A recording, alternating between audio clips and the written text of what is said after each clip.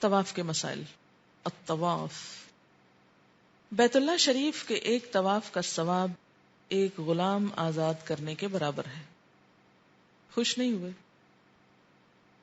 عن عبد الله بن عمر رضی اللہ عنہما قال سمعت رسول اللہ صلی اللہ علیہ وسلم يقول من طاف بالبيت وصلى ركعتين كان كعتق رقبة رواہ ابن ماجہ.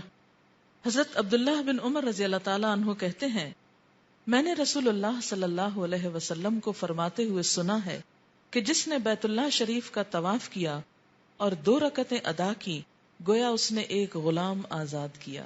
اسے ابن ماجہ نے روایت کیا ہے. طواف کے لیے ستر پوشی شرط ہے، یعنی فرض ہے. ان ابی ہریرہ رضی اللہ عنہ ان ابا بکر الصدیق رضی اللہ عنہ بعثه فی الحجۃ التي امرہ علیہا رسول اللہ صلی اللہ علیہ وسلم قبل حجۃ الوداع یوم النحر فی رہط یؤذن فی الناس اللہ یحج بعد العام مشرک ولا یطوف بالبیت عریان رواہ البخاری. حضرت ابو ہریرہ رضی اللہ تعالی عنہ سے روایت ہے کہ حضرت ابو بکر رضی اللہ تعالی عنہ نے حجۃ الوداع سے قبل انہیں اس حج میں بھیجا جس میں رسول اکرم صلی اللہ علیہ وسلم نے انہیں یعنی حضرت ابو بکر کو امیر مقرر کیا تھا تاکہ وہ قربانی کے دن یعنی 10 ذی الحج منا میں لوگوں کے درمیان عام اعلان کر دیں کہ اس سال کے بعد کوئی مشرک حج نہ کرے، کیونکہ بیت اللہ اب خالص ہے کس کے لیے؟ توحید والوں کے لیے. کوئی شخص ننگا ہو کر بیت اللہ کا طواف نہ کرے اریاں ہو کر. اسے بخاری نے روایت کیا ہے. کیونکہ دور جاہلیت میں لوگ اریاں طواف کرتے تھے اور کیا کہتے تھے کہ ہم جن کپڑوں میں گناہ کرتے ہیں ان کپڑوں کے ساتھ بیت اللہ کے پاس کیوں جائیں. شیطان نے کیا اچھی دلیل دل میں ڈالی. گناہ کی بھی کیسی خوبصورت تعویلیں دل میں ڈالتا ہے نا شیطان، اور انسان اس کو بالکل درست سمجھ لیتا ہے. طواف کے لیے ہر طرح کی نجاست سے پاک ہونا ضروری ہے. ان عائشہ رضی اللہ عنہا عن النبی صلی اللہ علیہ وسلم قال الحائض تقضی المناسک كلها الا الطواف بالبیت رواہ احمد. حضرت عائشہ رضی اللہ تعالی عنہا سے روایت ہے کہ نبی اکرم صلی اللہ علیہ وسلم نے فرمایا حیض والی عورت طواف کے علاوہ باقی تمام احکام پورے کرے. اسے احمد نے روایت کیا ہے. طواف کے لیے باوضو ہونا ضروری ہے. اسی طرح ایسے مریض جن کو ایسا مرض لاحق ہو جس کی وجہ سے وہ زیادہ دیر باوضو نہ رہ سکتے ہوں، جس میں سے ایک استحاضہ ہے. استحاضہ کیا ہے کہ ہمیشہ ہی خواتین کو سپاٹنگ ہوتی رہتی ہے، کسی وقت بھی وہ پوری طرح پاک نہیں ہوتی، یعنی پیریڈ سی کی طرح، یعنی پورا مہینہ. اسی طرح بواسیر ایک بیماری ہے جس میں بسا اوقات ایسی ریزش ہوتی رہتی ہے، یعنی سپاٹنگ ہوتی رہتی ہے کہ جس کی وجہ سے انسان مکمل طور پر پاک نہیں رہ سکتا. اسی طرح بعض لوگ بیمار ہوتے ہیں اور ان کا یورین پرابلم ہوتا ہے کہ وہ یورین کو کنٹرول نہیں کر سکتے، بسا اوقات کھانسی وغیرہ کی وجہ سے یا کسی ویکنس کی وجہ سے، کسی بیماری کی وجہ سے قطرہ قطرہ ان کے یورین کا نکلتا رہتا ہے، جس کی وجہ سے وہ اپنا وضو بہت دیر برقرار نہیں رکھ سکتے. اسی طرح اور بھی کوئی ایسی سیکریشن کہ جس کی وجہ سے انسان ناپاک ہو جائے اور وہ اس کے اپنے کنٹرول یا بس میں نہ ہو. ایسے تمام امور میں نماز ہو یا طواف ہو ایک دفعہ وضو کر لینا کافی ہے، اور اس وضو سے ایک نماز یا ایک طواف کر لے، خواہ نماز اور طواف کے دوران سپاٹنگ ہوتی رہے یا پھر یورین پاس ہوتا رہے. ہاں، جب وہ مکمل ہو جائے ایک نماز اور دوبارہ اگلی نماز کے لیے خواہ ویسے وضو ہو لیکن اس کو دوبارہ وضو کرنا ہوگا. اسی طرح دوسری دفعہ اگر وہ طواف کرنا چاہتا ہے تو دوبارہ اس کو وضو کر کے آنا ہوگا. یہ بات واضح ہو گئی. اگر کوئی شخص اپنی کسی ایسی بیماری کی وجہ سے جو اس کے کنٹرول میں نہیں اپنا وضو برقرار نہ رکھ سکتا ہو تو وہ وضو کر لے، اور اسی حالت میں خواہ اسے بلیڈنگ ہو رہی ہے یا یورین پاس ہو رہا ہے یا کچھ بھی، اسی حالت میں ایک نماز یا ایک طواف کر لے. اب اگر مثلا ظہر کے وقت اس نے وضو کیا، اس نے نماز پڑھی، اب عصر کا وقت آ گیا، ویسے اس کا وضو نہیں ٹوٹا، لیکن اس بیماری کی وجہ سے وہ پاک نہیں ہے، اب دوبارہ وضو کرے. اسی طرح طواف کے لیے بھی، نئے طواف کے لیے پھر دوبارہ وضو. ایک وقت کی نماز مراد ہے، ایک نماز سے مراد ایک وقت کی نماز، اور ایک طواف سے مراد ایک وقت کا طواف. ٹھیک نہیں، اس میں پیڈ رکھ لے انسان یا کوئی بھی ایسی چیز، اور جس کی وجہ سے یہ کہ وہ نجاست بہت پھیلے نہ، اور اس نجس لباس کے ساتھ ہی وہ اپنا پوری نماز کرے گا یا طواف کرے گا، اور اس کے بعد جا کر نیا وضو اور نیا لباس تبدیل کر لے. ٹھیک ہے، یعنی جب نماز یا کوئی عبادت شروع کرنے لگے اس وقت وہ پاک ہو جائے، پھر وہ پاکی برقرار رکھ نہیں سکتا، آؤٹ آف کنٹرول ہے، بیمار ہے، معذور ہے، تو اس کے لیے شریعت کی طرف سے یہ رخصت ہے، یہ عام لوگوں کے لیے نہیں ہے. ان عائشہ رضی اللہ عنہا ان فاطمہ بنت ابی حبیش كانت تستحاض قال لها رسول الله صلی اللہ علیہ وسلم ان دم الحیض دم اسود يعرف فاذا كان ذلك فامسكي عن الصلاة فاذا كان الاخر فتودعي وصلي. رواہ النسائی. حضرت عائشہ رضی اللہ تعالی عنہا سے روایت ہے کہ حضرت فاطمہ بنت ابی حبیش رضی اللہ تعالی عنہا استحاضہ کی مریضہ تھی. انہیں رسول اللہ صلی اللہ علیہ وسلم نے فرمایا حیض کے خون کا رنگ سیاہ ہوتا ہے، یعنی تھک ہوتا ہے، جو پہچانا جاتا ہے. اگر یہ ہو تو نماز نہ پڑھو، اور اگر اس کے علاوہ کوئی دوسرا خون ہو تو پھر ہر بار وضو کرو اور نماز ادا کرو. پھر نماز کے دوران اگر بلیڈنگ ہو بھی جائے تو کوئی حرج نہیں. اسے نسائی نے روایت کیا ہے.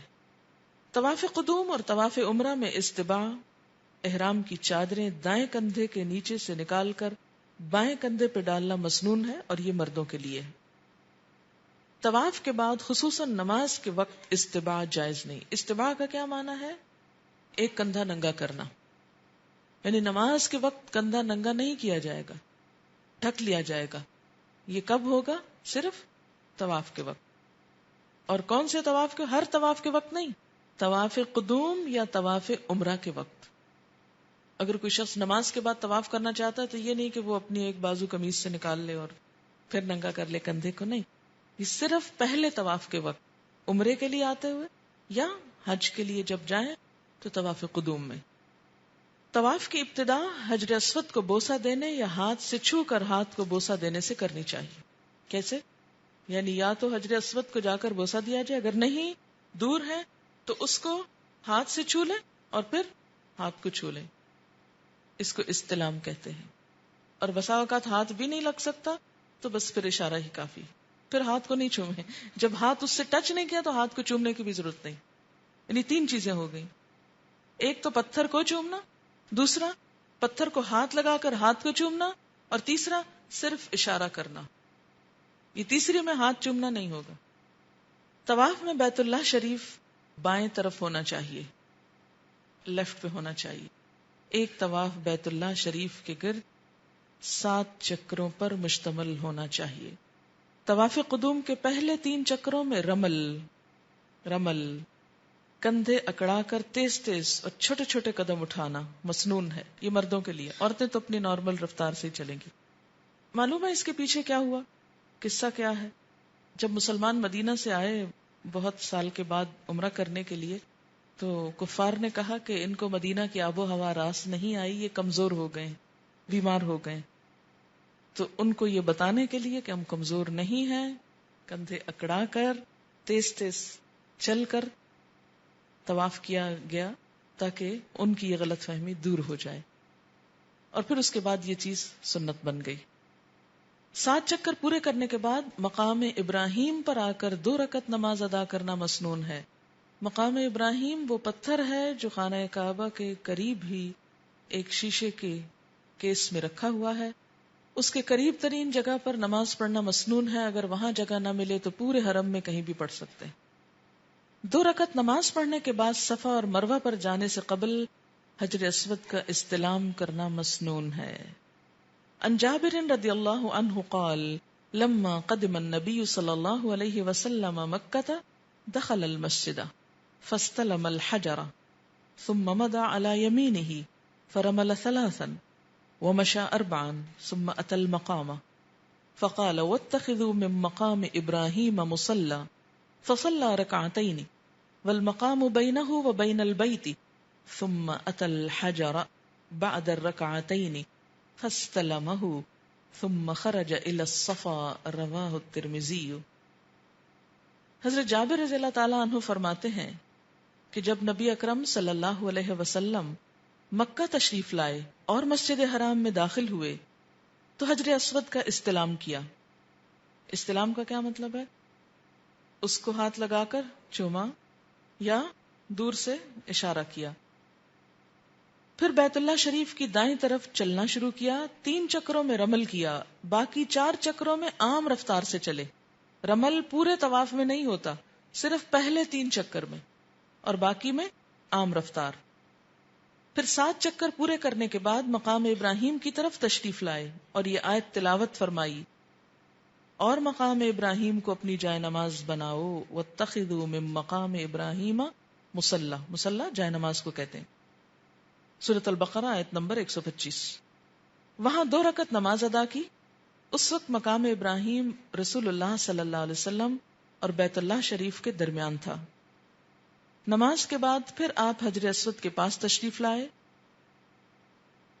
استلام کیا، صفا کی طرف تشریف لے گئے۔ اسے ترمذی نے روایت کیا، یعنی نماز پڑھ کے پھر کہاں پر آئے؟ حجر اسود کے پاس، پھر چوما، پھر صفا کی طرف گئے۔ حجر اسود کا استلام ہاتھ سے چھو کر ہاتھ کو بوسہ دینا، کرتے وقت بسم اللہ اللہ اکبر کہنا مسنون ہے، یعنی جب آپ اشارہ کریں اس طرف تو کیا بولیں منہ سے؟ بسم اللہ اللہ اکبر۔ خلاص چلتی لوگوں کی جہالت کی خود ساختہ باتیں، اور یا پھر حضرت ابراہیم علیہ السلام کے قدموں کے نشان دیکھنے کو کھڑے ہو جاتے ہیں اور بالکل احساس نہیں کرتے کہ پیچھے لوگوں کا ریلا جو ہے وہ رکا ہوا، یا عین ادھر کھڑے ہو کے رش میں نماز پڑھنا شروع کر دیتے۔ یہ تمام امور دوسروں کو تکلیف دینے والے ہیں، ان سے بچنا چاہیے۔ ہاں اگر خالی ہے، جیسے عین دوپہر کے وقت یا بعض اوقات رات کے کسی وقت میں خالی کچھ مل جاتا ہے، تو اس صورت میں آپ اپنے سارے شوق پورے کریں، لیکن جب دیکھیں کہ لوگ تکلیف میں ہیں تو ان میں سے کوئی بھی کام ایسا نہ کریں کہ جس سے کسی کو اذیت پہنچے، وہ پھر نیکیاں مائنس ہونے لگتی ہیں۔ ہم اپنی طرف سے نیکی کر رہے ہوتے ہیں، حالانکہ وہ مائنس ہو رہا ہوتا ہے۔ یہاں صرف اتنا پڑھنا ہے، بسم اللہ اللہ اکبر، بس۔ حجر اسود کو چھونے کے بعد ہاتھ کو بوسہ دینا مسنون ہے۔ ان ابن عمر رضی اللہ عنہما انہ سألہ رجل عن استلام الحجر فقال رأيت رسول اللہ صلی اللہ علیہ وسلم یستلمہ ویقبلہ، رواہ البخاری۔ حضرت عبداللہ بن عمر رضی اللہ تعالی عنہ سے روایت ہے کہ ان سے ایک آدمی نے حجر اسود کے استلام کے بارے میں سوال کیا تو انہوں نے کہا، میں نے رسول اللہ صلی اللہ علیہ وسلم کو حجر اسود کو چھونے کے بعد ہاتھ کو چومتے ہوئے دیکھا ہے۔ اسے بخاری نے روایت کیا ہے۔ ہجوم کی وجہ سے حجر اسود کو بوسہ دینا ممکن نہ ہو تو ہاتھ یا چھڑی سے حجر اسود کو چھو کر اسے بوسہ دے لینا چاہیے۔ ان ابی الطفیل رضی اللہ عنہ یقول رأیت رسول اللہ صلی اللہ علیہ وسلم یطوف بالبیت ویستلم الرکن بمحجن معه ویقبل المحجن، رواہ مسلم۔ حضرت ابو طفیل رضی اللہ تعالی عنہ کہتے ہیں، میں نے رسول اللہ صلی اللہ علیہ وسلم کو بیت اللہ شریف کا طواف کرتے ہوئے دیکھا۔ آپ صلی اللہ علیہ وسلم حجر اسود کو اپنی چھڑی سے چھوتے اور اسے چوم لیتے، یعنی اگر ہاتھ نہیں لگتا اور کوئی چھڑی ہے، سٹک ہے، تو اس سے بھی کر سکتے ہیں۔ اسے مسلم نے روایت کیا ہے۔ ہجوم کے وقت حجر اسود کا بوسہ لینے کے لیے دھکم پیل اور مزاحمت کرنا جائز نہیں۔ ان ابن عباس رضی اللہ عنہما قال اذا وجدت على الركن زحاما فانصرف ولا تقف، رواہ الشافعی۔ حضرت عبداللہ بن عباس رضی اللہ تعالیٰ عنہ فرماتے ہیں، جب حجر اسود پر بھیڑ ہو وہاں نہ ٹھہرو بلکہ اشارہ کر کے نکل جاؤ، اسے شافعی نے روایت کیا ہے۔ طواف کے ہر چکر میں حجر اسود اور رکن یمانی کو ہاتھ سے چھونا مسنون ہے۔ بیت اللہ شریف کے ایک طرف حجر اسود ہے اور دوسری طرف اسی دیوار کے دوسرے کارنر پر رکن یمانی ہے، وہ یمن کی ڈائریکشن میں ہے. اس کو بوسہ نہیں دیا جاتا، اس کو صرف ہاتھ سے چھوا جاتا ہے، اور اس کو ہاتھ سے چھونا گناہوں کو ختم کرتا ہے. یہاں پر بھی لوگ کپڑے مل رہے ہوتے ہیں اور چوم رہے ہوتے ہیں اور معلوم نہیں کیا کچھ حال کر رہے ہوتے ہیں. سواری پر یا چارپائی پر بیمار ہونے کی شکل میں طواف کرنا جائز ہے، یعنی لوگ چارپائی اٹھا کے یا وہ کارٹ سا اٹھا کے گھوم رہے ہوتے ہیں. اب اس کی بجائے ویل چیئرز آ گئی ہیں. طواف کے ہر چکر میں حجر اسود کا استلام کرنا مسنون ہے. استلام کرتے وقت صرف اللہ اکبر کے الفاظ کہنا بھی جائز ہے، یعنی اگر بسم اللہ نہ کہیں اور صرف اللہ اکبر کہیں کافی ہے. عن ابن عباس رضی اللہ عنہما ان رسول اللہ صلی اللہ علیہ وسلم طاف بالبیت وهو على بعیر كلما اتى على الركن اشار الیہ بشیء فی یده وکبر. رواہ البخاری. حضرت عبداللہ بن عباس رضی اللہ تعالی عنہ سے روایت ہے کہ رسول اللہ صلی اللہ علیہ وسلم نے بیت اللہ شریف کا طواف اونٹ پر بیٹھ کر کیا. ایسا کیوں کیا بھلا آپ نے؟ تاکہ دوسروں کے لیے اس میں کوئی قباحت نہ رہے، کوئی اس کو برا نہ سمجھے.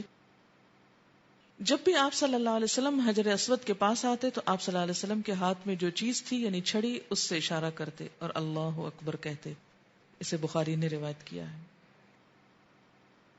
اگر کوئی شخص اپنے کسی بچے، بوڑھے یا مریض کو اٹھا کر طواف کرے اور دونوں طواف کی نیت کر لے تو حامل اور محمول، فاعل اور مفعول دونوں کا طواف درست ہوگا، کیونکہ چھوٹے بچے تو خود سے نہیں چل سکتے تو مائیں ان کو اٹھا کے یا باپ چلتے ہیں. عن ابن عمر رضی اللہ عنہما قال کان رسول اللہ صلی اللہ علیہ وسلم لا يدع ان يستلم الركن اليماني والحجر في كل طوفة. رواہ ابو داود. حضرت عبداللہ بن عمر رضی اللہ تعالیٰ عنہ فرماتے ہیں کہ رسول اکرم صلی اللہ علیہ وسلم کسی چکر میں بھی حجر اسود اور رکن یمانی کا استلام کرنا نہیں چھوڑتے تھے، یعنی ہر بار استلام کیا، ہر بار رکن کو چھوا. اسے ابو داؤد نے روایت کیا ہے. رکن یمانی، رکن کارنر کو کہتے ہیں. حجر اسود سے مختلف ہے. حجر اسود تو سیاہ رنگ کا ہے لیکن یہ پتھر براؤنش قسم، گریش ہے. حجر اسود اور رکن یمانی، ان دونوں میں فرق کیا ہے؟ ہیں دونوں ہی پتھر، دونوں ہی کارنر پہ لگے ہوئے ہیں. حجر اسود موقع ملنے پر اس کو منہ سے چومنا مسنون ہے، لیکن رکن یمانی کو منہ سے چومنا مسنون نہیں بلکہ صرف ہاتھ سے چھونا مسنون ہے. نمبر 2، چومنا ممکن نہ ہو تو حجر اسود کو ہاتھ سے چھو کر ہاتھ چومنا مسنون ہے. رکن یمانی کو ہاتھ سے چھو کر ہاتھ کو چومنا مسنون نہیں. یعنی اگر آپ رکن یمانی کو ہاتھ نہیں لگا سکے تو پھر آپ اس ہاتھ کو دوبارہ چومیں گے نہیں. ہاتھ لگا ہی نہیں تو چومیں گے کس لیے؟ یا اشارہ بھی کرنے کی ضرورت نہیں، بس پھر سمپل سیدھے گزر جائیں گے. حجر اسود کو ہاتھ سے چھونا ممکن نہ ہو تو دور سے اشارہ کرنا مسنون ہے. رکن یمانی کو ہاتھ سے چھونا ممکن نہ ہو تو دور سے اشارہ کرنا مسنون نہیں. بہت سے لوگ وہاں بھی کھڑے ہو کے ہاتھ اٹھاتے رہتے ہیں، یہ مسنون نہیں. آپ دیکھیں گے کہ لوگ ہر جگہ ہاتھ اٹھا رہے ہیں، یہ غیر مسنون کام ہے، اور اسی وجہ سے یہ سب رش اور اذیتیں اور تکلیفیں بڑھتی. ایک تو اللہ کے ہاں اس کا کوئی اجر نہیں، دوسرا لوگوں کی اذیت کا سبب. حجر اسود کو چھوتے یا اشارہ کرتے وقت بسم اللہ یا اللہ اکبر کہنا یا اللہ اکبر کہنا مسنون ہے. رکن یمانی کو چھوتے وقت بسم اللہ اللہ اکبر یا اللہ اکبر کہنا مسنون نہیں، بس صرف ہاتھ لگائیں اور چل دیں. حجر اسود اور رکن یمانی کو چھونے کی فضیلت، کیوں چھوئیں اس کو؟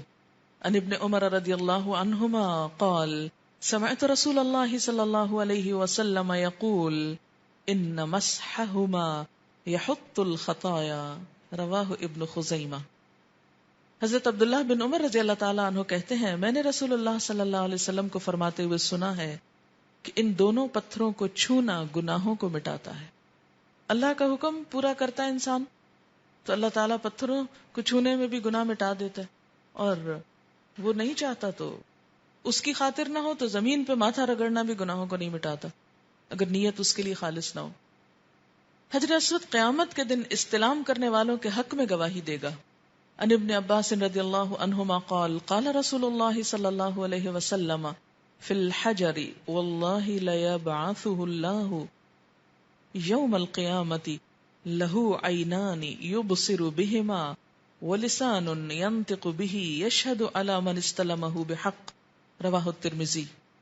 حضرت عبداللہ بن عباس رضی اللہ تعالیٰ عنہ کہتے ہیں کہ رسول اللہ صلی اللہ علیہ وسلم نے حجر اسود کے بارے میں یہ بات ارشاد فرمائی، اللہ کی قسم قیامت کے روز اللہ تعالیٰ حجر اسود کو اس طرح اٹھائے گا کہ اس کی 2 آنکھیں ہوں گی جن سے یہ دیکھے گا، اور زبان ہوگی جس سے یہ بات کرے گا۔ آپ کہیں گے پتھر کیسے بات کرے گا؟ تو آپ انسان مٹی سے بنے ہوئے کیسے بات کرتے ہیں؟ اور ہر اس شخص کے حق میں گواہی دے گا جس نے ایمان کے ساتھ اسے چھوا ہوگا۔ اسے ترمذی نے روایت کیا ہے۔ حجر اسود پر سجدہ کرنا مسنون ہے، یعنی چومنے کے علاوہ اگر وہاں ماتھا بھی ٹیک لیا جائے جیسے سجدے کی پوزیشن ہوتی ہے، لیکن اس کو یہ سجدہ نہیں ہے، سجدہ اللہ ہی کو ہوگا۔ عن ابن عباس رضی اللہ عنہما رأیت عمر بن الخطاب رضی اللہ عنہ قبل وسجد علیہ ثم قال رأیت رسول اللہ صلی اللہ علیہ وسلم فعلها كذا ففعلت رواہ ابن خزیمہ۔ حضرت عبداللہ بن عباس رضی اللہ تعالی عنہ سے روایت ہے کہ میں نے حضرت عمر بن خطاب کو حجر اسود کو چومتے اور اس پر سجدہ کرتے دیکھا ہے۔ حضرت عمر نے ایسا کرنے کے بعد فرمایا، میں نے رسول اللہ صلی اللہ علیہ وسلم کو ایسا کرتے دیکھا ہے، اس لیے میں نے بھی ایسا کیا ہے۔ اسے ابن خزیمہ نے روایت کیا ہے۔ اور یاد ہوگا کہ حضرت عمر نے یہ بھی کہا تھا کہ تو ایک پتھر کے سوا کچھ نہیں، اگر میں نے آپ صلی اللہ علیہ وسلم کو ایسا کرتے نہ دیکھا ہوتا تو میں تجھ کو کبھی نہ چومتا۔ حجر اسود پر آنسو بہانا مسنون ہے۔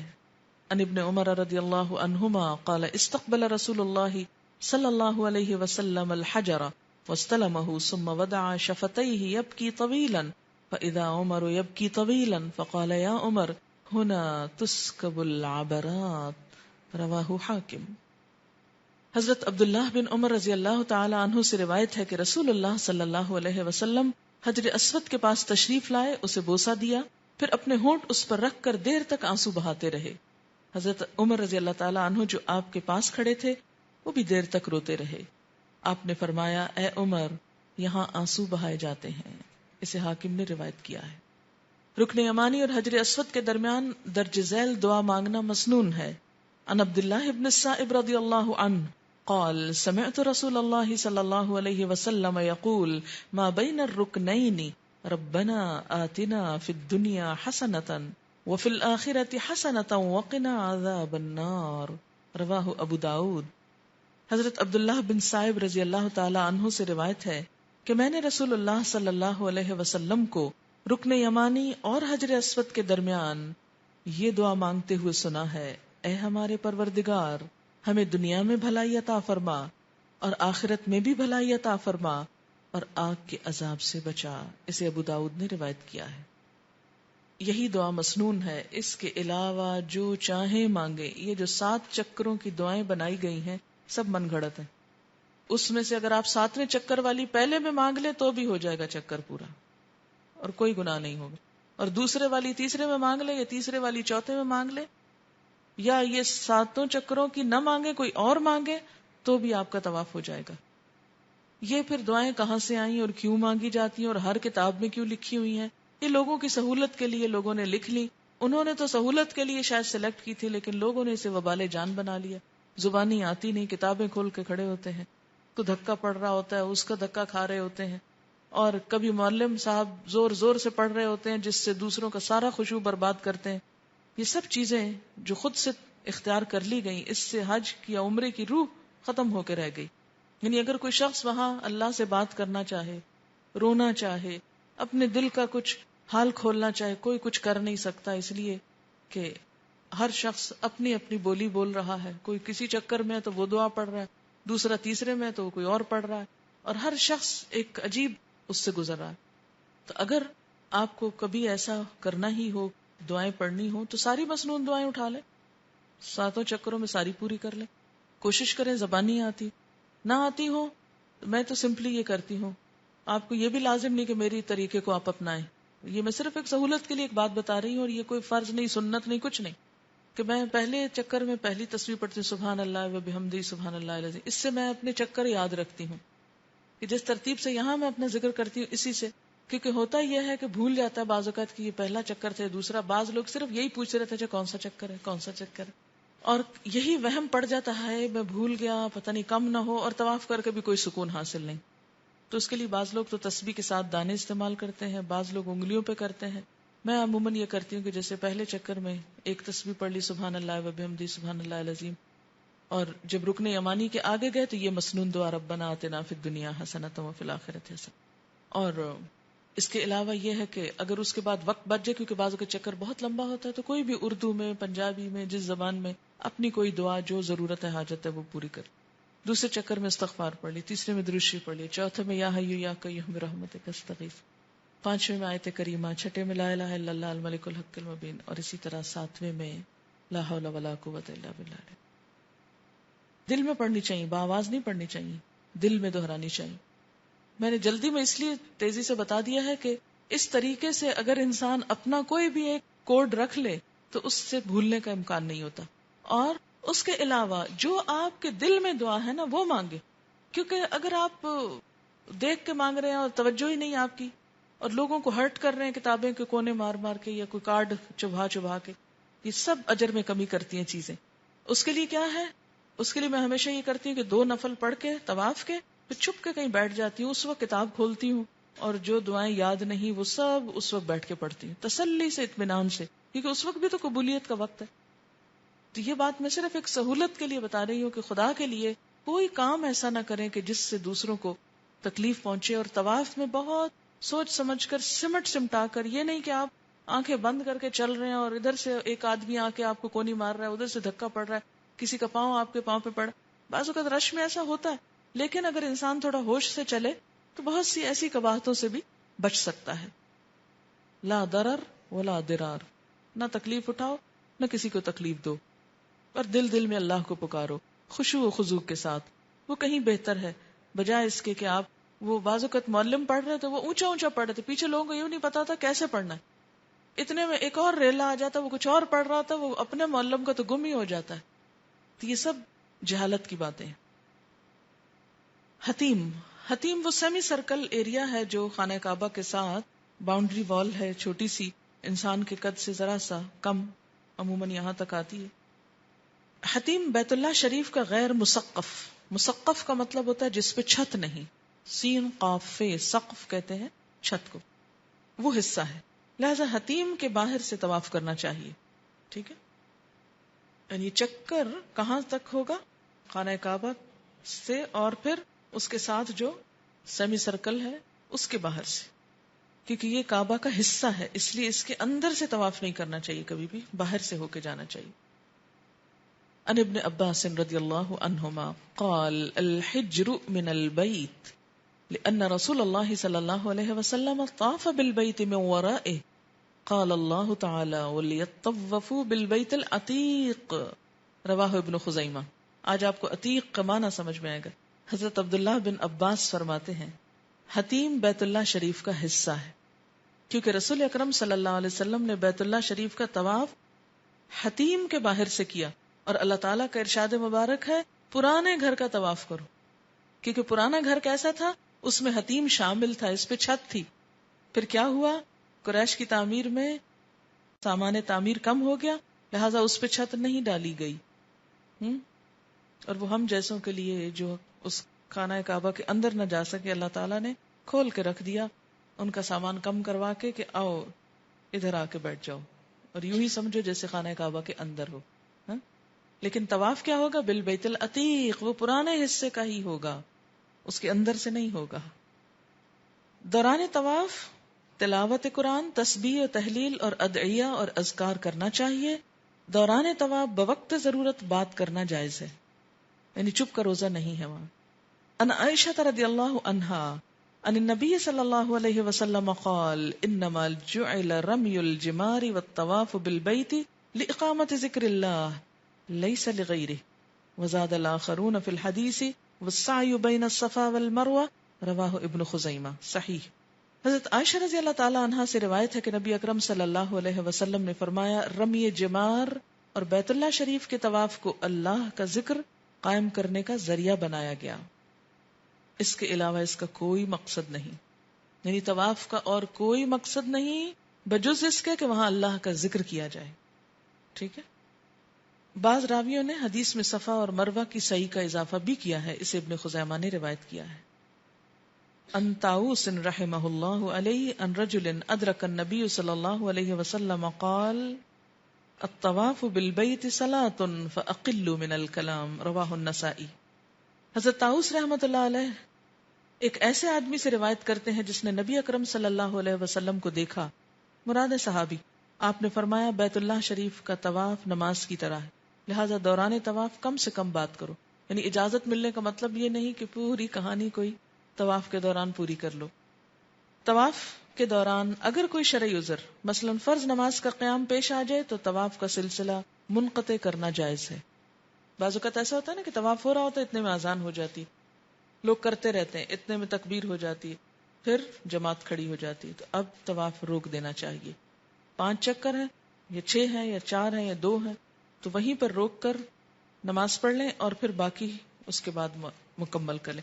یعنی جس ایریا میں آپ نے نماز شروع کی وہیں سے اگلا چکر شروع کر لیں، ضروری نہیں کہ آپ پھر سے نئی ابتدا کریں۔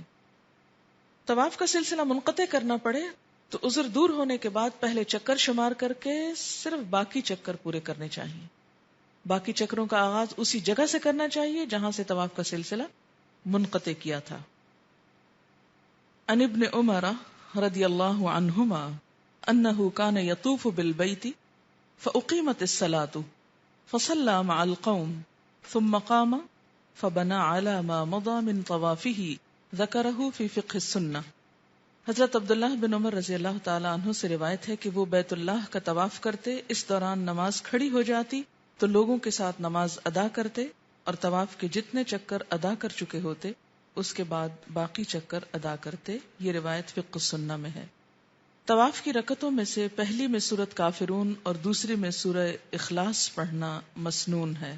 ان جابر بن عبداللہ رضی اللہ عنہ ان رسول اللہ صلی اللہ علیہ وسلم قرأ فی رکعتي الطواف بسورتي الاخلاص قل یا ایھا الکافرون وقل ھو اللہ احد، رواہ الترمذی۔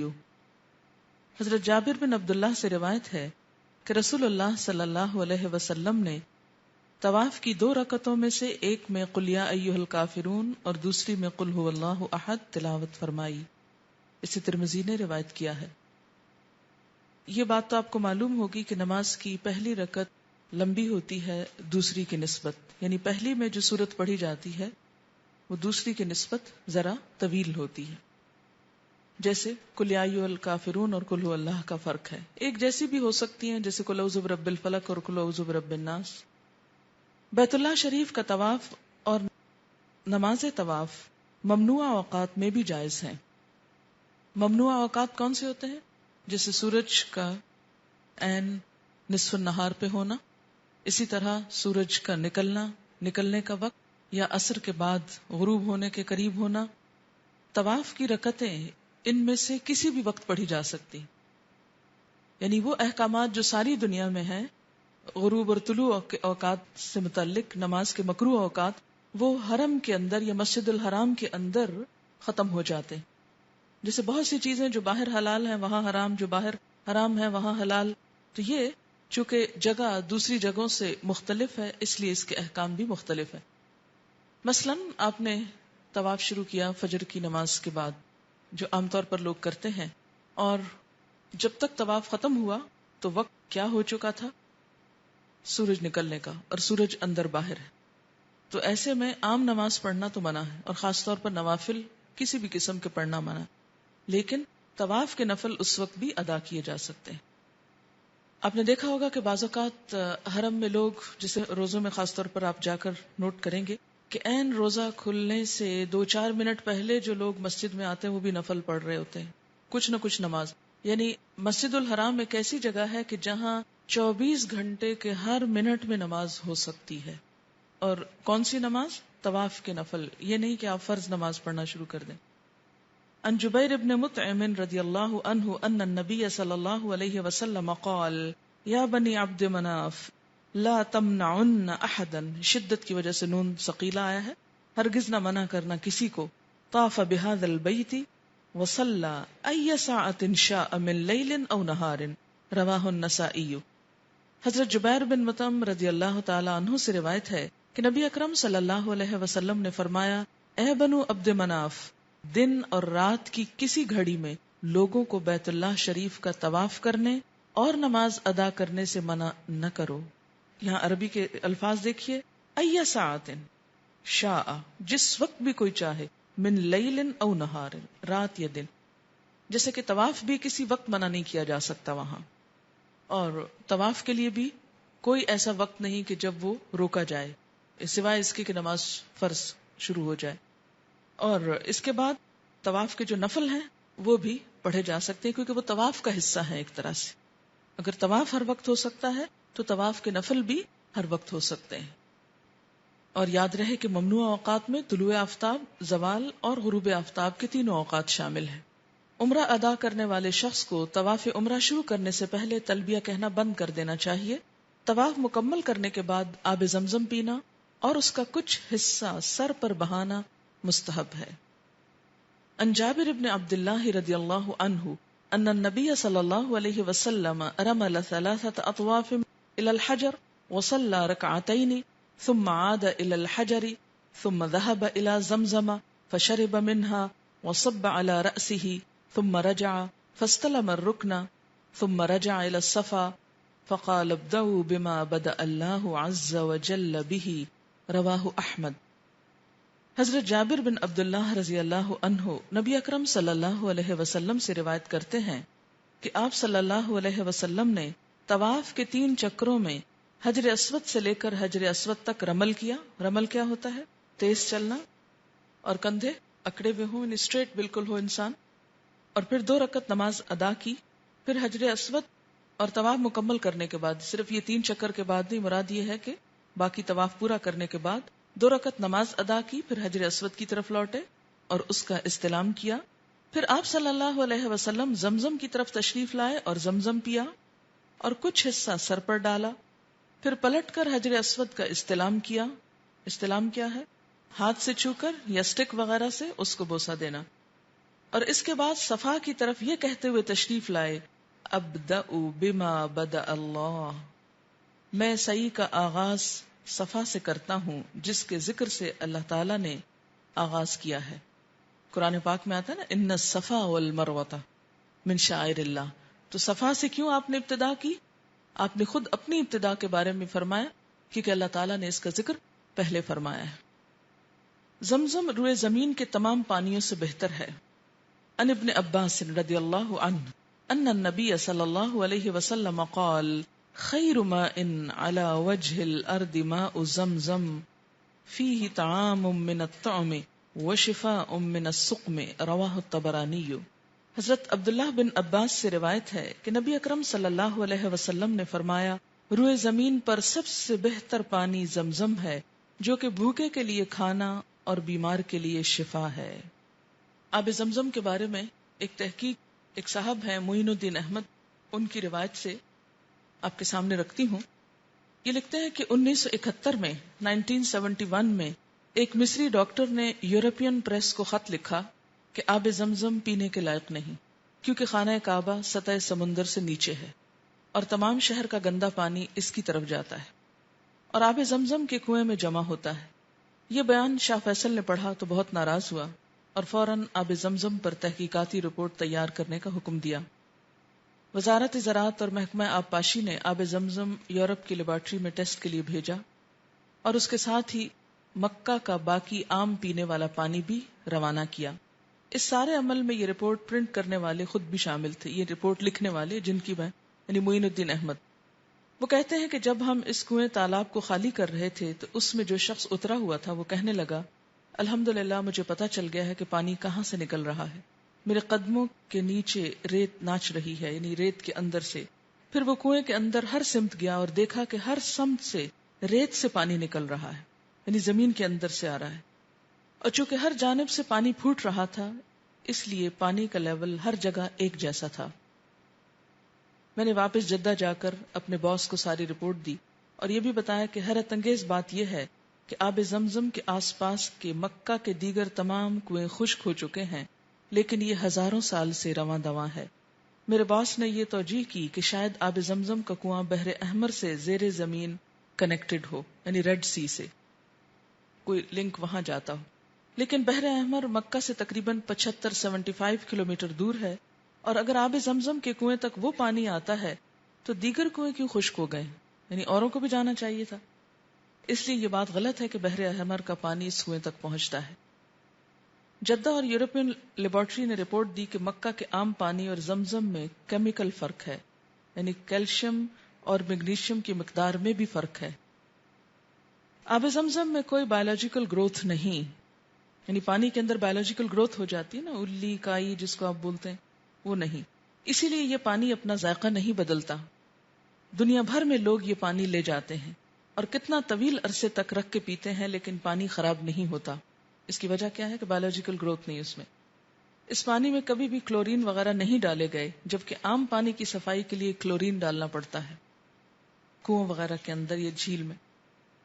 اس تمام تحقیق کا بے حد فائدہ ہوا اور آب زمزم کی اہمیت ثابت ہوئی، اور اس کی وہ قدر و قیمت کہ اللہ تعالیٰ نے ایک بچے اور ایک عورت کی ضرورت کو پورا کرنے کے لیے اس وقت جو پانی بہایا وہ آج تک ہم سب کے لیے ایک نشانی ہے۔ بہرحال شاہ فیصل کو یہ رپورٹ پیش کی گئی، وہ اس سے بہت خوش ہوا، اور مصری ڈاکٹر کی رپورٹ کی تردید میں یہ رپورٹ دنیا بھر میں شائع کروا دی گئی۔ زمزم، ایک اور بات یہ ہے کہ زمزم کا تالاب جو ہے یہ 5 فیٹ 6 انچز گہرا ہے، تقریباً 18 × 14 فٹ بڑا، پانی ریت سے پھوٹتا ہے، اور ملین گیلن سالانہ حاجی اس پانی کو لے کر اپنے اپنے ممالک میں جاتے ہیں۔ یعنی جتنے حاجی آتے ہیں ان میں سے شاید ہی کوئی ایسا ہو کہ جو پانی نہ پیے، یا پیے تو ساتھ نہ لے کر جائے۔ یعنی پوری دنیا میں یہ سپلائی ہوتا ہے، ساری دنیا میں سے واحد یہ پانی ہے کہ جو دنیا کے ہر کانٹیننٹ پہ جاتا ہے اور عرصے تک لوگ اسے پیتے ہیں۔ یعنی دنیا کے ہر شہر میں تقریباً یہ پانی ہر وقت کہیں نہ کہیں کسی کے گھر میں دستیاب ہوگا۔ زمزم پینے سے قبل مانگی گئی دعا قبول ہوتی ہے۔ عن جابر بن عبداللہ رضی اللہ عنہ یقول سمعت رسول اللہ صلی اللہ علیہ وسلم یقول ماء زمزم لما شرب له رواہ ابن ماجہ۔ حضرت جابر بن عبداللہ کہتے ہیں کہ میں نے رسول اللہ صلی اللہ علیہ وسلم کو فرماتے ہوئے سنا ہے کہ زمزم کا پانی جس ارادے سے پیا جائے وہ پورا ہوتا ہے۔ اسے ابن ماجہ نے روایت کیا ہے۔ زمزم پینے سے قبل نبی صلی اللہ علیہ وسلم سے کوئی مخصوص دعا مانگنا ثابت نہیں کہ آپ نے کوئی خاص دعا پڑھی ہو، جو جس کا دل چاہے پڑھے۔ یہ بھی آپ کی ہم پر عنایت ہے کہ اگر کوئی آپ خاص پڑھتے تو ہم صرف اسی کے پابند ہو جاتے، لیکن ہر ایک اپنے شوق سے جو چاہے مانگے۔ شاید میں نے آپ کو خطیب بغدادی کا واقعہ پہلے سنایا ہو۔ خطیب بغدادی 4 یا 5ویں صدی کے ایک مشہور مورخ ہیں، ہسٹورین ہیں۔ ان کے بارے میں آتا ہے کہ جب وہ حج کرنے کے لیے گئے اور زمزم پیا تو 3 دعائیں مانگی۔ ایک دعا یہ تھی کہ اللہ مجھ کو ایسی تاریخ بغداد یعنی ہسٹری آف بغداد لکھنے کا موقع عطا کر کہ میرے بعد ایسی کوئی نہ لکھ سکے۔ انہوں نے 14 والیوم میں تاریخ بغداد لکھی ہے، اور واقعی اس کے بعد ایسی تاریخ کی کتاب بغداد کے بارے میں نہیں لکھی گئی۔ اس کے مزید اس کے ساتھ کچھ چیزیں ایڈ ہوئی ہیں، لیکن اس طریقے پر نہیں۔ دوسری دعا انہوں نے یہ مانگی کہ مجھے بغداد کی جامع میں پڑھانے کا موقع عطا کر، بہت بڑی یونیورسٹی سمجھ لیں بغداد کی، کہ مجھے وہاں پر پڑھانا نصیب ہو۔ ان کی جو امنگیں تھی وہ کچھ اور تھی، جی بالکل ایسی جیسے کوئی آج کل یہ کہے کہ مجھے آکسفورڈ یا ہارورڈ میں پڑھانے کے لیے موقع مل جائے، کیونکہ وہ بڑے بڑے تعلیمی ادارے مانے جاتے ہیں۔ پھر اسی طرح تیسری دعا مانگی کہ اللہ مجھے بشر الحافی کے ساتھ دفن ہونے کا موقع دے، تو اللہ تعالیٰ نے ان کی تینوں یہ خواہشات تمنائیں پوری کی۔ بہرحال آپ بھی چاہیں تو ایسی دعا وہاں جا کر مانگیں، یا یہ کہ جب کبھی کوئی یہاں آپ کو پانی پلائے تو اس موقع پر بھی مانگا کریں۔ حضرت عبداللہ بن عباس رضی اللہ تعالیٰ عنہ زمزم پینے سے قبل درجہ ذیل دعا مانگا کرتے تھے۔ کان ابن عباس رضی اللہ عنہما اذا شربه قال اللهم انی اسألک علما نافعا ورزقا واسعا وشفاء من کل داء، رواہ المنذری۔ حضرت عبداللہ بن عباس رضی اللہ تعالیٰ عنہ جب زمزم پیتے تو یہ دعا مانگتے، اے اللہ میں تجھ سے نفع بخش علم، وسیع رزق اور ہر بیماری سے شفا کا سوال کرتا ہوں۔ اسے منذری نے روایت کیا ہے۔ پہلا سوال کس کا ہے؟ نفع مند علم کا، اس لیے کہ جس کے پاس علم ہے، روشنی ہے، اس کے لیے ہر خیر اور نفع کے دروازے کھل جاتے ہیں. جیسے کل ہی میں نے آپ سے پوچھا تھا نا کہ یہ دعا کس کو آتی ہے اور کبھی آپ نے پڑھی، تو اس پر ایک بچی نے مجھے نوٹ لکھ کر بھیجا ہے جو میں تو بھول گئی تھی. اس نے لکھا ہے کہ میں ایک بات جو بہت عرصے سے آپ سے کہنا چاہتی تھی، لیکن ہر بات اپنے وقت پر اچھی لگتی ہے، اس لیے اللہ تعالیٰ نے خود ہی سبب پیدا کر دیا. آپ کو یاد ہوگا کہ میں کراچی آپ کے ساتھ آئی تھی. لینڈنگ کے وقت آپ نے مجھے یہی دعا پڑھائی تھی جو آج آپ نے کلاس میں نئی بستی میں داخل ہونے والی پڑھائی. اس دعا کا حیرت انگیز طور پر اثر ہوا. ویسے بھی مسافر کی دعا قبول ہوتی ہے نا، کہ مجھ جیسی لڑکی اتنی جلدی ایک نئی جگہ پر ایڈجسٹ ہو گئی، ورنہ میرے لیے ممکن نہ تھا. الحمدللہ میرا دل اتنی جلدی یہاں لگ گیا کہ گھر تو یاد ہی نہیں آتا. اسی طرح سے یہاں کے تمام لوگوں سے محبت ہو گئی. الحمدللہ ہر کام میں برکت محسوس ہوتی ہے. میں اپنی زندگی میں وہ سکون محسوس کرتی ہوں جس سے پہلے کبھی محسوس نہ کیا، کہ کبھی کبھی تو تنہائی میں بھی مسکرانے لگتی ہوں کہ اللہ تعالیٰ کتنی اچھی جگہ پر لے آئے ہیں جس کا میں نے کبھی سوچا تک نہ تھا. میں نے یہ دعا اپنی ایک روم میٹ کو بھی پڑھوائی جو اپنے گھر کو بہت یاد کرتی تھی. الحمدللہ وہ بھی بہت بہتر محسوس کرتی ہے. اس ایکسپیرینس نے میرا دعاؤں پر ایمان مزید پختہ کر دیا ہے. میں آپ کے لیے بھی بہت دعائیں کرتی ہوں، آپ بھی کیا کریں. اللہ تعالیٰ مجھ سے دین کا بہترین کام لے. تو بات یہ ہے کہ بسا اوقات چھوٹی چھوٹی چیز انسان کر کے بھول جاتا ہے، لیکن بعد میں وہ بہت مفید ہو جاتی. اور ایسے مواقع جو خاص طور پر برکت کی جگہ ہوں، جیسے زمزم پینے کی اور اس سے متعلق، تو مانگنی چاہیے. اور اس میں سب سے زیادہ پرائرٹی جس دعا کو دی گئی ہے وہ علم نافع کی ہے، کیونکہ علم ہوتا ہے تو انسان، یہ بالکل ایسے ہی ہے کہ جیسے آپ چلے جا رہے ہیں اور آپ کے پاؤں تلے ایک خزانہ ہے. اس خزانے کو کون نکال سکتا ہے؟ جس کو علم ہوگا. اور جو لا علم ہے، جس کو پتہ ہی نہیں یہاں خزانہ ہے، وہ اس کے اوپر سے گزر جائے گا اور وہ محروم رہ جائے گا. تو علم سب خزانوں کی کنجی ہے. جتنا آپ جانتے ہوں گے، اور اچھی بات ہے، علم نافع، صرف علم بھی نہیں، علم نافع، جتنا آپ جانتے ہوں گے اتنے خزانوں کو کھولتے چلے جائیں گے، اتنے فائدے اپنی زندگی سے اٹھاتے چلے جائیں گے آخرت کے لیے. کیونکہ ہمارا تو اصل گھر آخرت ہے نا، جہاں جا کے سب کچھ چاہیے. یہ تو بس گزرگاہ ہے، گزرتی چلی جا رہی ہے. جو دن آیا گزر گیا، اچھا آیا، کچھ مل گیا، کچھ نہیں ملا، کچھ دنیا میں حسرتیں دعائیں پوری ہو گئی، کچھ نہیں ہوئی، لیکن سب گزر جائے گا.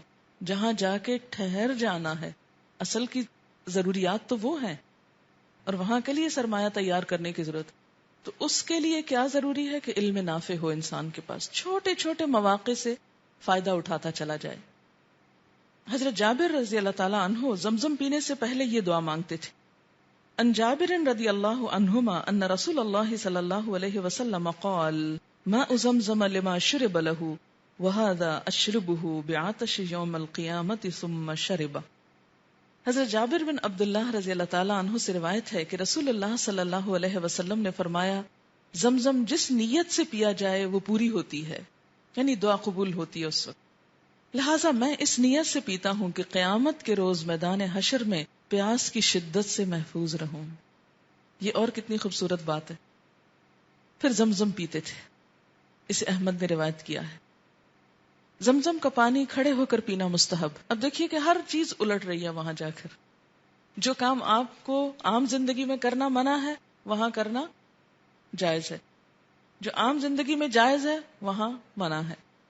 وہاں کی تو ہر ادا ہی انوکھی ہے نا، اللہ کا گھر جو ہے. ان ابن عباس رضی اللہ عنہما قال سقیت رسول اللہ صلی اللہ علیہ وسلم من زمزم فشرب وهو قائم رواہ البخاری. حضرت عبداللہ بن عباس رضی اللہ تعالی عنہ فرماتے ہیں کہ میں نے رسول اللہ صلی اللہ علیہ وسلم کو زمزم پلایا تو آپ صلی اللہ علیہ وسلم نے کھڑے ہو کر پیا. اسے بخاری نے روایت کیا ہے. زمزم پینے کے بعد ملتزم سے چمٹ کر دعا مانگنا مستحب. ملتزم کا ویسے بھی معنی کیا ہے؟ لام ز میم لازمہ، چمٹنا، چمٹنے کی جگہ ملتزم. ٹھیک ہے، ابھی آ رہا ہے باب افتعال.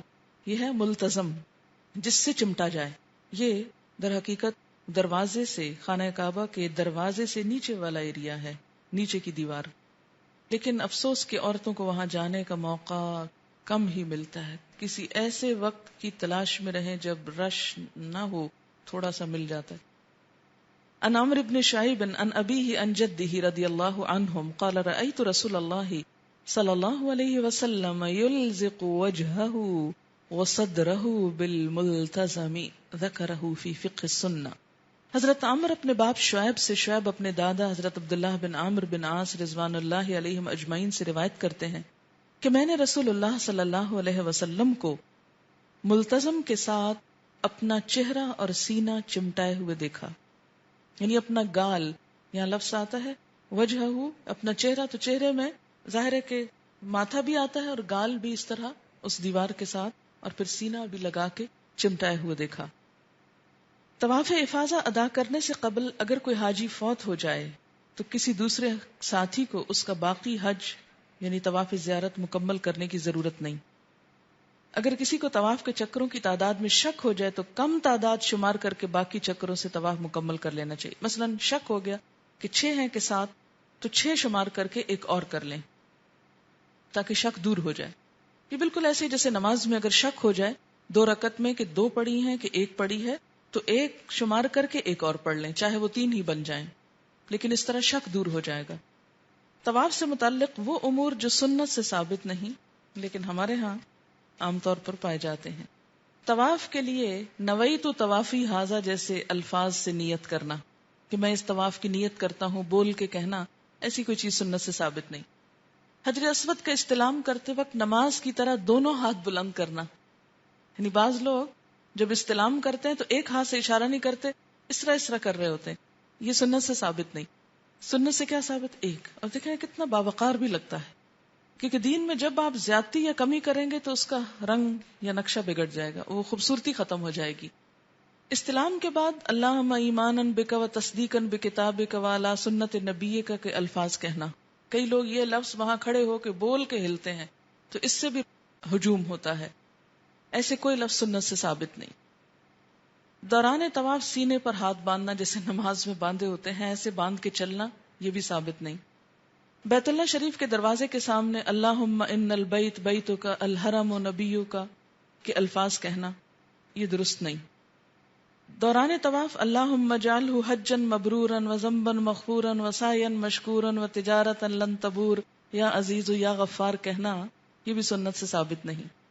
بہت سے لوگ وہ دعا ہے نا، ربنا آتنا فی الدنیا حسنۃ وفی الآخرۃ حسنۃ وقنا عذاب النار، اور پھر اس کے ساتھ وقنا عذاب الحشر وقنا عذاب القبر اور وقنا عذاب المیزان.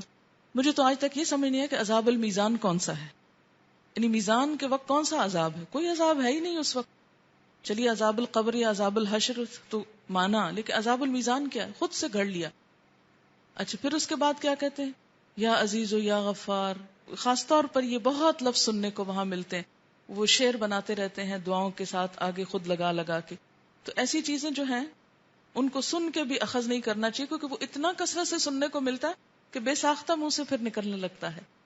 دوران طواف رکن شامی، رکن عراقی یا مقام ابراہیم کا استلام کرنا، یعنی حجر اسود کے علاوہ دوسرے جو کارنر ہیں کعبہ کے ان کو بھی ہاتھ لگانا یا ان کو بھی چومنا، یہ درست نہیں. پھر آپ دیکھیں کہ اگر سارے کارنر آپ چوم رہے ہیں تو جس کو چومنا چاہیے اس کی پھر حیثیت جو ہے وہ برابر ہی ہو جائے گی نا. تو اس لیے جہاں ہاتھ لگانا ہے وہاں ہاتھ لگانا ہے، جہاں چومنا ہے وہاں چومنا ہے، اور جہاں کچھ نہیں آپ نے کیا آپ نے بھی کچھ نہیں کرنا. یہ اصل سنت کی پیروی ہے، اسی کو اتباع کہتے ہیں. بارش کے دوران یہ سمجھتے طواف کرنا کہ اسی سے سارے گناہ معاف ہو جائیں گے، ایسی کوئی بات سنت سے ثابت نہیں. دوران طواف رکن یمانی کو بوسہ دینا، رکن یمانی کو چھونے کے بعد حجر اسود کی طرح ہاتھ کو بوسہ دینا، یہ بھی سنت سے ثابت نہیں. ہجوم کے باعث رکن یمانی کو چھو نہ سکنے کی صورت میں حجر اسود کی طرح دور سے اشارہ کرنا، اس کی بھی ضرورت نہیں. رکن یمانی کو چھوتے ہوئے حجر اسود کی طرح بسم اللہ اللہ اکبر کہنا، اس کی بھی ضرورت نہیں. حجر اسود کو ہجوم کے باعث چھو نہ سکنے کی صورت میں دور سے اشارہ کرنے کے بعد ہاتھ کو چومنا، ہاتھ کو چومنے کی ضرورت نہیں. اگر دور سے آپ اشارہ کر رہے ہیں صرف اشارہ کافی ہے. حجر اسود کو بوسہ دینے کے لیے امام سے پہلے سلام پھیر دینا. بہت سے لوگ ایسا کرتے ہوئے پائیں گے کہ ابھی السلام علیکم ہو رہا ہو تو وہ بھاگ کے پہنچتے ہیں کہ جگہ خالی ہے، تو اس سے نماز فاسد ہو جاتی ہے، اس لیے کہ امام سے پہلے آپ سلام نہیں پھیر سکتے. حجر اسود کا بوسہ لیتے وقت آواز نکالیں نہیں، وہاں پر مختلف طرح کی. دوران طواف پہلے، دوسرے، تیسرے، چوتھے، پانچویں، چھٹے اور ساتویں چکر میں الگ الگ مخصوص دعاؤں کا اہتمام کرنا. آپ دیکھیں کہ یہ سب کچھ کرنے سے کیا ہوتا ہے؟ بوجھ پڑ جاتا ہے. خوف بڑھ جاتا ہے کہ پتہ اب یہ کرنا ہے، ابھی ساری ٹینشن اس میں گزرتی ہے. آپ صلی اللہ علیہ وسلم نے اتنا سمپل جو کام کیا اس کو ہم نے خود سے اضافے کر کر کر کے اتنا بوجھل کر لیا کہ یوں لگتا ہے جب تک یہ سارے کام ہوئے نہیں ہمارا طواف بھی نہیں ہوا. تو اس لیے دین کو اگر اتنا ہی رہنے دیا جائے جتنا وہ ہے تو انسان کے راحت اور سکون میں زیادہ فائدہ ہوتا ہے اور اضافہ ہوتا ہے. طواف عمرہ کے سارے چکروں میں رمل کرنا، صرف پہلے 3 میں حکم ہے، وہ کہے نہیں میں تو زیادہ طاقتور ہوں پورے میں کروں گا، تو یہ اضافہ ہے. پھر حجر اسود کے سامنے فرش پر سیاہ پتھر کی لائن پر ہی طواف کی 2 رکعت نماز ادا کرنا، یعنی کوئی جگہ مخصوص کر کے. اور لوگ چاہے بےچارے وہاں سے ہلاکت میں پڑے اور آگے سے بعض اوقات آپ کو پتا ہے کہ یہ جو ایکسیڈنٹس ہوتے ہیں لوگ کچلے جاتے ہیں انہی حرکتوں کی وجہ سے، کہ وہ اپنی ضد پر قائم رہتے کہ ہم نے یہ کام یہاں کرنا ہے اور ادھر سے ڈھیروں ڈھیر لوگ آ رہے ہیں، آپ کیسے وہاں ٹک سکتے ہیں؟ اس سے پھر خرابی ہوتی ہے. حجر اسود یا بیت اللہ شریف یا غلاف کعبہ کو چھو کر اپنے جسم پر ملنا اور یہ عقیدہ رکھنا کہ اس سے شفا یا برکت حاصل ہوگی، ایسی کوئی چیز نبی صلی اللہ علیہ وسلم سے ثابت نہیں. ویسے یہ کہ محبت سے آپ دیکھیں، آنکھوں کو لگائیں، پیار کریں، کچھ بھی کریں وہ اور بات ہے، لیکن یہ سوچ کے کہ اس سے مجھے صحت ہوگی تو صحت دینے والا صرف اللہ ہے، اس غلاف میں کوئی صحت نہیں. حجر اسود کے سامنے دیر تک استلام کے لیے کھڑے رہنا اور بار بار رفع یدین کی طرح ہاتھ بلند کرنا اور بار بار بسم اللہ اللہ اکبر کہنا، یہ بھی درست نہیں. دوران طواف مطوف ہوتا ہے، کون سا باب ہے؟ مفاعل، کون ہے یہ؟ طواف کروانے والا. اس کا بآواز بلند دعائیں مانگنا اور حجاج کے گروپ کا پیچھے پیچھے بلند آواز سے اس کو دہرانا، یہ بھی سنت سے ثابت نہیں. ہجوم کے وقت مقام ابراہیم کے نزدیک نماز طواف ادا کرنے کے لیے مزاحمت کرنا، یعنی لڑنا جھگڑنا اور اس پتھر کے قریب کھڑے ہونا، اور خصوصاً خواتین کا وہاں آ کے پھنسنا، کیونکہ بعض اوقات مرد بالکل خیال نہیں کرتے، وہ آ کے ساتھ کھڑے ہو جاتے ہیں، تو اس سے نماز کا سارا خشوع ختم ہو جاتا ہے. اس لیے طواف کے بعد خاص طور پر نماز کے لیے ایسی جگہ کا اہتمام کرنا چاہیے جہاں بہت یکسوئی ہو، کیونکہ اب یہ نماز جو ہے یہ طواف کی نماز ہے نا، اس کا حصہ ہے وہ جو 2 نفل پڑھے جاتے ہیں. قرآن پاک میں جس کے لیے آتا ہے وَاتَّخِذُوا مِن مَّقَامِ إِبْرَاهِيمَ مُصَلًّى، یہ قرآن کی اندر اس نماز کا حکم ہے. تو اس کے لیے خاص طور پر یکسوئی بہت ضروری ہے، اور اس کے بعد پھر آپ سب دعائیں اپنی نکالیں، اور جس نے آپ کو امانتیں دی ہوئی ہیں دعاؤں کی وہ بھی کھولیں اور ان کو بھی پڑھیں، کیونکہ طواف کے دوران اتنی یکسوئی نصیب نہیں ہوتی جتنی پھر الگ سے ان نوافل میں ہوتی ہے، تو اس سے فائدہ اٹھانا چاہیے.